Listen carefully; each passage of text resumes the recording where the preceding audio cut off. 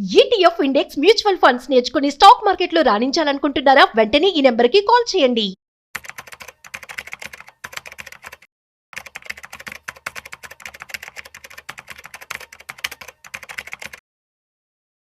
Hello viewers, stock market analyst Sundar Rama Reddy గారి online webinar కి enrol చేసుకోవాలనుకుంటున్నారా? SIP plan కానీ, financial planning కానీ, మరి రిటైర్మెంట్ ప్లాన్ ఎలా చేసుకోవాలి, కిడ్స్ ఉన్నారు, కిడ్స్ కి సేవింగ్ స్కీమ్స్ కానీ, ఇలాంటి డీటెయిల్స్ అని తెలుసుకోవాలనుకుంటున్నారా? మరి ఫీజు వచ్చేసి 4444. మరి కింద కనిపిస్తున్న నెంబర్ కి కాల్ చేసి రిజిస్ట్రేషన్ చేసుకోండి. నమస్తే, welcome back to Suman TV. ప్రస్తుతం మనతో పాటు ఉన్నారు stock market analyst Sundar Rama Reddy గారు. నమస్తే సార్.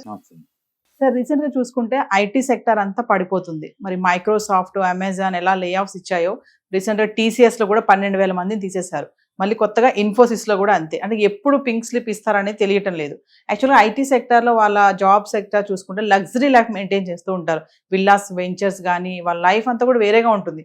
మరి ఒక్కసారి వాళ్ళకి జాబ్ పోతే ఆ లగ్జరీ లైఫ్ నుంచి బయటపడాలి అంటే మరి ఎలా ఉంటుంది అంటారు? బ్యాంక్స్ కూడా అంటే లోన్స్ ఇవ్వడానికి భయపడుతున్నాయంట వీళ్ళకి. సో ఇదంతా ఎందుకు అంటారు? అంటే ఏఐ అనుకోవచ్చా, ఇంకేమైనా కారణాలు అంటారు? బేసికల్ గా ప్రతి సెక్టార్స్ అన్ని రీడిఫైన్ అవుతా ఉంటాయండి. ఎవ్రీ 10 years ఒకసారి సెక్టర్ లో ఎంతకంత ఎఫెక్ట్ అవుతా ఉంటుంది. లేటెస్ట్ చేంజెస్ మొత్తం అప్డేట్ చేసుకుంటూ ముందు పోవాల్సి ఉంటుంది అనమాట. ఆ TCS లో ఏం జరిగిందంటే ఏఐ ఒకటే కదండి, లాస్ట్ 5 years నుంచి వాళ్ళు ఆటోమేషన్ టూల్స్ మీద భారీగా హెవీగా ఇన్వెస్ట్ చేసుకుంటూ వస్తున్నారు. యాక్చువల్ గా అంత హెవీగా ఇన్వెస్ట్ చేసుకుంటున్నప్పుడు మిడిల్ మేనేజ్మెంట్ ఏం అవసరం లేదు. గ్రౌండ్ లెవెల్ కోడింగ్ కోసం కొత్త యూత్ ఉంటారు, టాప్ లెవెల్ టాప్ మేనేజ్మెంట్ వాళ్ళు ఉంటారు, మధ్యలో వీళ్ళు అవసరం లేదు. అందుకని టెక్నాలజీ మారిన ప్రతిసారి కూడా ఎఫెక్ట్ అయ్యేది మిడిల్ మేనేజ్మెంట్ వాళ్ళు అనమాట. ఎందుకంటే వాళ్ళకి ఏజ్ ఎక్కువ ఉంటుంది, ప్లస్ లేటెస్ట్ వాటికి అందుకోలేరు, శాలరీ చాలా ఎక్కువ ఉంటుంది. అందుకని కంపెనీ వాళ్ళు ఎప్పుడైనా సరే ఎక్కడైతే ఎక్కువ ఇన్వెస్ట్మెంట్స్ వేస్ట్ అయిపోతుంటుందో ఆ ప్లేస్ని ఫిక్స్ చేయాలనుకుంటారు. అందుకని మిడిల్ మేనేజ్మెంట్ ఎప్పటికీ డేంజరస్ అనమాట. అదే ఎప్పుడు సరే. అందుకని TCS లో కూడా ఏంటంటే వాళ్ళు ఇప్పుడు కొత్తగా తీసుకున్న రిక్రూట్మెంట్ మీద ఫోకస్ చేయట్లేదు. వాళ్ళకి శాలరీ ఎంత ఇస్తారండి, సంవత్సరానికి 6 లక్షల ప్యాకేజీలు ఉంటాయి, వాళ్ళ మీద ఫోకస్ చేయట్లేదు. మిడిల్ అండ్ టాప్ మేనేజ్మెంట్ మీద ఫోకస్ చేస్తున్నారు. అంటే గత 5 ఏళ్ల నుంచి వాళ్ళు ఎక్కడైతే హెవీగా ఇన్వెస్ట్ చేశారో ఆ ప్లేస్ మొత్తం వీళ్ళు అవసరం లేదు కాబట్టి ఆ 12,000 మంది ఇస్తున్నారు. మనకి ఇండియాలో ఫస్ట్ టైం 12,000 ఇట్లా మిడిల్ అండ్ టాప్ మేనేజ్మెంట్ జాబులు పోయేసరికి కొత్తగా ఉంది, కానీ ప్రపంచంలో అది మామూలు విషయం అండి. అది ఎందుకంటే మైక్రోసాఫ్ట్లో ఎవ్రీ ఇయర్ ఒక 60,000-70,000 మందిని పీకేయటం మామూలు విషయం. ఎందుకంటే వాళ్ళ ఎంప్లాయీస్ దగ్గర 5-6 లక్షల మంది ఎంప్లాయీస్ ఉన్నప్పుడు అందులో ఒక 4-5% వరకు మార్చడం అనేది మామూలు విషయమే. ఎందుకంటే కొత్త కంపెనీలు టేక్ ఓవర్ చేస్తూ ఉంటారు. అది మెర్జ్ అయిన తర్వాత మళ్ళీ పాత ఎంప్లాయీస్ ఏం చేసుకోవాలి? వాళ్ళు షఫిల్ చేస్తూ ఉంటారు. 2 హోటల్స్ కలిసి ఒక హోటల్ గా మారినప్పుడు 2 మేనేజర్లు ఎందుకు, 2 క్లర్క్లు ఎందుకు, 2 చెఫ్లు ఎందుకు? నేచురల్ గా సరిపోతారు మ్యాన్ పవర్. అందుకని ఈ కంపెనీస్ అన్ని కూడా ఒకటి ఇంటిగ్రేట్ అవుతున్నప్పుడల్లా లేదు ఎక్స్ట్రా వచ్చి మ్యాన్ పవర్ తీసేస్తూ ఉంటారు. అందుకని టెక్నాలజీ నిరంతరం అప్డేట్ చేసుకుంటూ ఉంటారు. అందుకని ఎక్కడైతే అన్నెసరీగా ఉన్నారో వాళ్ళు మొత్తానికి పింక్ స్లిప్లు ఇస్తూ ఉంటారు. అందుకని అది ఏఐ వల్ల వచ్చిన సైడ్ ఎఫెక్ట్స్ అనే బదులు ప్రతి ఇండస్ట్రీ ఎవ్రీ 10 years ఒకసారి ఎంతకంత మాడిఫికేషన్ జరుగుతూనే ఉంటుంది. అది జరిగే ప్రాసెస్లో స్కిల్ ఎవరైతే అప్డేట్ అవ్వలేదో వాళ్ళు ఎన్ని పోతూ ఉంటాయి. అంటే రిలవెంట్ స్కిల్ ఉండాలి, అంటే కొత్త చేంజ్ తగ్గట్టు మనం మాడిఫై అవుతూ ఉండాలన్నమాట.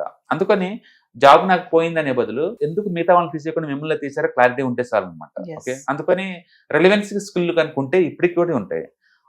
ఏఐ వల్ల ఏంటంటే కొత్త జాబ్స్ క్రియేట్ అవుతాయి, పాతే కొన్ని పోతాయి, అందులో డౌట్ లేదు. ప్రాంప్ట్ ఇంజనీర్కి హ్యూజ్ డిమాండ్ ఉంది ఆ ఏరియాలో.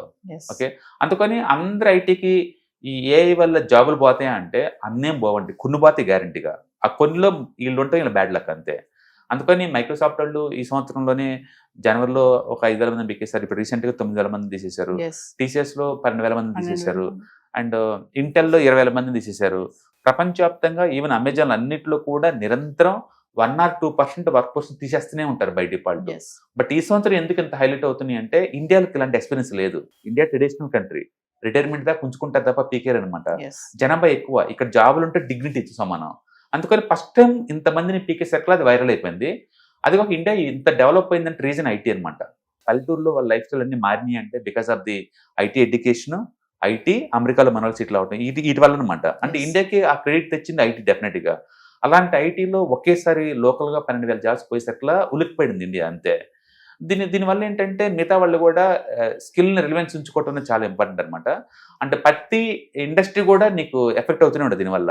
ఇప్పుడు సెక్యూరిటీ గార్డ్స్ జాబ్స్ చాలా పోయినాయి, ఎందుకంటే ఆటోమేషన్ అయ్యే ఓపెన్ అవుతున్నాయి కదా. అలాగే ఇప్పుడు బాట్స్ వచ్చిన తర్వాత ఈవెన్ సర్వీస్ సెంటర్లో కూడా చాలా వరకు మిస్ అయిపోతున్నాయి.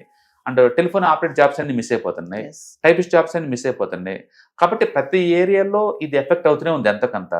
ఐటీకి ఏంటంటే లాస్ట్ 4-5 yearsలో వాళ్ళు చేసిన ఇన్వెస్ట్మెంట్ పుణ్యం అంటూ ఈ ఏఐ తోటి ఎక్కువ జాబ్లు పడుతున్నాయి అనమాట. అంతే. దీనివల్ల ఫ్యూచర్లో ఐటీలు జీరో అవుతాయి అంటే అవ్వండి, అందరూ అనుకున్నంటే ఏం అవ్వదు. 2000 అప్పుడు మనం చూసాం అనుకోండి, .com బబుల్ వచ్చేసి కొలాప్స్ అయిపోయింది అంతే ఎకానమీ. ఐటీ జీరో అవుద్ది అనుకున్నారు, తర్వాత మళ్ళీ రికవర్ అయింది కదా.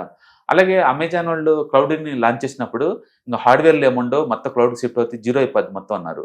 సర్వే అవ్వలేదా? అంటే ఐటీ ఇండస్ట్రీ అనేది లైక్ కాక్రోచ్ లాంటిది, పరిస్థితులు తగ్గట్టు మార్చుకుంటూ పోతుంది తప్ప జీరో అవ్వదు అది. అందుకని నేను అనుకోవటం ఏంటంటే టెంపరీ అనమాట. మేబీ 1 year ఉండొచ్చు, మళ్ళీ కొత్త అవతారం ఎత్తి మళ్ళీ ముందు పోతూనే ఉంటుంది ఐటీ. ఎందుకంటే ఏ అయినా సరే ఇంప్లిమెంటేషన్ చేయాల్సింది మళ్ళీ వాళ్లే కదా. అంటే ఐటీ సెక్టర్ లో వర్క్ చేసే వాళ్ళందరిది కూడా లైఫ్ స్టైల్ కూడా సెపరేట్ గా ఉంటుంది అంటారు. అంటే ఇంపాక్ట్ అనేది వేట్ పైన పడవచ్చు అంటారు. ఐటీలో వాళ్ళ లైఫ్ స్టైల్స్ అన్ని లగ్జరీగా ఉంటాయి అనే బదులు వాళ్ళ పర్సనల్ చాయిస్ అంతే. ఐటీ కంపెనీస్ అన్ని చాలా పాస్ట్ బిల్డింగ్స్ లో ఉంటాయి, అందులో డౌట్ లేదు. అవి చూసి మనమే అనుకోవడానికి కుదరదు. ఎండ్ ఆఫ్ ది డే ఆ ఆఫీస్లో ఉన్న 8 hours మంది, బయటకు వచ్చినంత మంది కాదు కదా. అందుకని పర్సనల్ ఫినాన్స్ ఏం చెప్పింది అంటే ఫైనాన్షియల్ ఫ్రీడమ్ రావాలంటే లగ్జరీని పెంచుకోవటం కాదు, సేవింగ్స్ పెంచుకోమని చెప్తుంది. సేవింగ్స్ పెంచుకోవటం ద్వారా ప్యాసివ్ ఇన్కమ్ జనరేట్ చేసుకుంటే జాబ్ ఉండి కూడా సర్వే అవ్వచ్చు. అందుకని ఎవరైనా 20 నుంచి 30 లోపు స్కిల్స్ మీద ఇన్వెస్ట్మెంట్ చేయండి, 30 నుంచి 45 లోపు ప్యాసివ్ ఇన్కమ్ కోసం ఇన్వెస్ట్మెంట్ చేసుకోండి. 45 తర్వాత జాబ్ వాళ్ళు పీకేసిన సరే ఇబ్బంది లేకుండా చూసుకోవాలి. ఇప్పటి వరకు ఎప్పటి నుంచో ఆ పర్సనల్ ఫినాన్స్ మీద జనాలకి కాన్షియస్నెస్ ఉంది. ఇప్పుడు ఎందుకు సడన్ గా అంటే జాబ్స్ ఊడింది కాబట్టి. చాలా మంది పాపం ఈఎంఐలు, హౌస్ ఈఎంఐలు, కార్ ఈఎంఐలు మధ్యలో స్టక్ అయి ఉన్నారండి. ఇట్స్ పెయిన్ అది. ఎవరికైనా సరే జాబ్ ఓడాలని ఎవరు కోరుకోరు, బట్ ఇండస్ట్రీ రీడెఫైన్ అవుతున్న ప్రాసెస్లో పోతాయి కొన్ని. ఇది కొత్త అంటే స్టార్టింగ్ స్టేజ్, అంతే. ముందు ఇంకా పోతాయి. అలాగని ఐటీ జీరో అవుతుంది కాదండి, రీడిఫైన్ అవుతుంది సెక్టర్, ఎంటైర్ సెక్టర్ రీడిజైన్ అవుతుంది. పల్లెటూరులో ఒకప్పుడు ముందు 2 ఎకరాలు 3 ఎకరాలు గుళ్ళు కొట్టేవాళ్ళు, ఇప్పుడు డ్రోన్స్ వచ్చి కొడుతున్నాయి. ఆ జాబ్స్ ఇంక లేవు కదా. అలాగే ఒకప్పుడు వరి కోసేవాళ్ళు కూలోని పెట్టేసి, ఇప్పుడు మిషనరీ వచ్చేసినాయి కదా, పోక్లైన్స్ వచ్చేసినాయి కదా. రోడ్డు ఒకప్పుడు తార్ రోడ్లు వేసేవాళ్ళు, ఇప్పుడు సిమెంట్ వేస్తున్నారు కదా. అంటే ప్రతి చోట రీడిఫైన్ అవుతా పోతున్నాయి. ఈవెన్ ఐటీ కూడా స్కిల్స్ రీడిఫైన్ అవుతుంది, సెక్టర్ కొత్త రూపం తీసుకుని ముందుకు పోతా ఉంటుంది. అందుకని ఐటీ మొత్తం కొలాప్స్ అవుతుంది అనుకోను. అంటే మీరు కనుక చూసుకుంటే రీసెంట్ గా ఇన్ఫోసిస్ వాళ్ళు 30,000 మెంబర్స్ని ఫ్రెషర్స్ తీసుకోబోతున్నారు. కాగ్నిజెంట్ వాళ్ళు 20,000 మంది ఫ్రెషర్స్ తీసుకోబోతున్నారు. అండ్ వాళ్ళు తీసుకుంటున్నారంటే మరి డిమాండ్ ఉంటేనే కదా. అందుకని సెక్టార్కి సడన్ గా కొలాప్స్ అవటం ఉండదు, కానీ రీడెఫైన్ అవుతా ఉంటాయి రోల్స్, స్కిల్స్ ఇవన్నీ కూడా. అంటే ట్రెడిషనల్గా ఉన్న బీటెక్లు పనిచేయవు, ఇప్పుడు కొత్తగా మళ్ళీ స్కిల్ అప్డేట్ చేసుకోవటమే. అంటే కొత్త ఛాలెంజెస్ అప్రూవ్ చేసుకుంటూ ముందు పోతూనే ఉంటాయి. ఒకటైతే గ్యారంటీ, ఇంతకుముందు అంత సేఫ్టీకి ఫీల్ అవడానికి లేదు. ఒకప్పుడు టీసీఎస్లో జాబ్ అంటే గవర్నమెంట్ జాబ్ లాగా ఐటీ డిపార్ట్మెంట్లో అనుకునేవాళ్ళు. ఇప్పుడు బెంచ్లో 1 month ఇస్తున్నారు ఛాన్స్. 1 month కల్లా నువ్వు క్లయింట్ ఎత్తుకోకపోతే జాబ్ని ఫైర్ పడేస్తున్నారు. అండ్ రెండోది, ఏ ఏజ్కైనా సరే జాబ్ ఉంటే గ్యారంటీ కాదు. ఈవెన్ మైక్రోసాఫ్ట్లో అయినా, అమెజాన్లో అయినా, దీంట్లో అయినా. అందుకని అందులో జాబ్ వచ్చింది రిలాక్స్ కూర్చోడానికి కుదరదు. నిరంతరం స్కిల్ అప్డేట్ చేసుకుంటూ లేటెస్ట్ టెక్నాలజీ తగ్గట్టు రిలవెన్స్ పెంచుకుంటే తప్ప జాబ్స్ ఈజ్ నాట్ గ్యారంటెడ్. ఆ విషయంతో అర్థమవుతుంది. అండ్ అవును, మీరు చెప్పింది బ్యాంకర్లు శాలరీ ఇవ్వడానికి కూడా భయపడుతున్నారు. ఈ వంకేసుకొని బ్యాంకర్లు ఏం చేస్తారంటే రిస్క్ ప్రీమియం పెంచుతారు, నీకు వడ్డీ రేట్లు పెంచుతారు. ఎందుకంటే రిస్క్ ఉంది కదా దాంట్లో, ఇండస్ట్రీలో. అందుకని గవర్నమెంట్ జాబ్ వాళ్ళకి ఇచ్చిన రేటుకి నీకు ఎవరు ఎంతకంత పెంచుతారు, రిస్క్ ప్రీమియం పెరిగింది కాబట్టి. బట్ ఇదేంటంటే అలర్ట్ అనమాట, అంతే. అదేదో ఎకానమీకి ఏదో అవుద్దని కాదు కానీ, టీసీఎస్లో 12,000 పీకేసి మాత్రం ఇండియన్ ఎకానమీ డల్ అవుద్దని కాదు కానీ, బట్ ఇట్స్ క్లియర్లీ వార్నింగ్ అనమాట. Entire not only IT industry, A industry వాళ్ళైనా సరే మీ ఏజ్ కనుక 40 to 50 వచ్చిందంటే స్కిల్స్ రిలవెన్స్ లేకపోతే కనుక బయటికి పోయే ఛాన్స్ ఎక్కువ ఉందని అర్థం. ఎందుకంటే శాలరీ చాలా ఎక్కువ ఉంటాయి. ఇప్పుడు అంత శాలరీ ఇచ్చి మళ్ళీ వేరే చోట పోయినా తీసుకునే వాళ్ళు ఉండరు. అండ్ రెండోది, స్కిల్స్ నువ్వు అప్డేట్ అవ్వలేదు అనుకోండి, కష్టమైపోద్ది. అందుకని బెటర్ ఏంటంటే మోర్ రిలవెన్స్ అనమాట పర్సనల్ ఫినాన్స్. ఇప్పుడు మీరు ఎర్లీ స్టేజ్లో ఇన్వెస్ట్మెంట్ బిగిన్ చేసుకోండి. అంటే 30-35 వచ్చే లోపల ఒక ఇన్కమ్ జనరేషన్ అయ్యేలా చూసుకోండి అనమాట. దానివల్ల ఏంటంటే మనకి అంత పెయిన్ ఉండదు. బట్ ఇట్స్ క్లియర్లీ వార్నింగ్, అంత డౌట్ లేదు. అంటే ముందు రోజులు ఇంకా ఎక్కువ అవుతాయి, తగ్గవు. Thank you sir.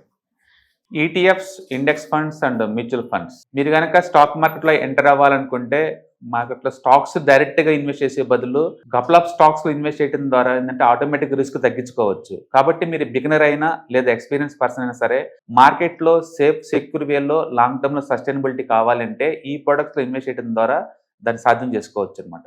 కాబట్టి మీకు ఎవరికైనా సరే ఈ ఈటీఎఫ్స్, ఇండెక్స్ ఫండ్స్, మ్యూచువల్ ఫండ్లో ఇన్డెప్త్ నాలెడ్జ్ కోసం అండ్ గైడెన్స్ కోసం ఈ ట్రైనింగ్ ప్రోగ్రామ్ అటెండ్ అవడం ద్వారా మీరు మనీ మేక్ చేసుకోవచ్చు. కాబట్టి మీకు ఇంట్రెస్ట్ ఉన్న పార్టిసిపెంట్స్ ఈ వీకెండ్లో జరిగే వెబినార్ అటెండ్ అవడం ద్వారా ఇందులో ETFs, index funds, mutual funds అంటే ఏంటి, వాటిని ఎలా మనీ మేక్ చేసుకోవాలి, వాటిని ఎలా మేనేజ్ చేసుకోవాలి, వాటి గురించి కాంప్రహెన్సివ్ ట్రైనింగ్ మీకు ఈ ప్రోగ్రాంలో అందించబడుతుంది.